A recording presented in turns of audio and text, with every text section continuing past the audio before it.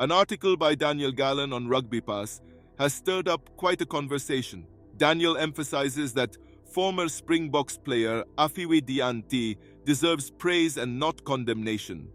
But does he truly deserve it? Let's delve into this controversial topic today. The article in question highlights Aphiwe Dyantyi's return to professional rugby after serving a 4-year suspension for a doping violation, emphasizing the player's resilience and Rassie Erasmus's stance on second chances. However, there are opposing arguments to be considered. This week, the 3-time European Champions Cup winner with Leinster expressed dissatisfaction in his Irish Times column. The source of his discontent was the reception Aphiwe Dyantyi received at Kings Park in Durban as Connacht secured an impressive 1-point victory against the Sharks. What really struck me was that Dyantyi's return was so celebrated by the home crowd and the home broadcaster, Gordon Darcy lamented. Dyantyi did very little of note in the game, and yet he was interviewed post-match. Nobody was in the least bit sheepish or ashamed about welcoming back a proven doper. By emphasizing Dyantyi's redemption, the initial text seems to downplay the seriousness of the player's offense. A doping violation is not just a breach of protocol, but a threat to the integrity of the sport and fair competition. The excessive focus on the narrative of resilience and second chances can be interpreted as an attempt to soften the gravity of Dyantyi's unethical behavior.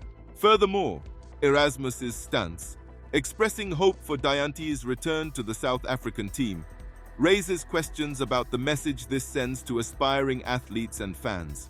The quick acceptance of a player who violated the rules may be seen as inadequate tolerance for doping, undermining global efforts to maintain the integrity of the sport. While the author emphasizes that Dyantyi served his time, some may argue that a 4-year suspension might be seen as a lenient consequence for such a serious offense. The need to uphold strict standards in sports to protect credibility and fairness may outweigh the emphasis on individual redemption. Additionally, comparing Dyantyi's case with other global doping instances does not necessarily justify the lenient attitude towards him.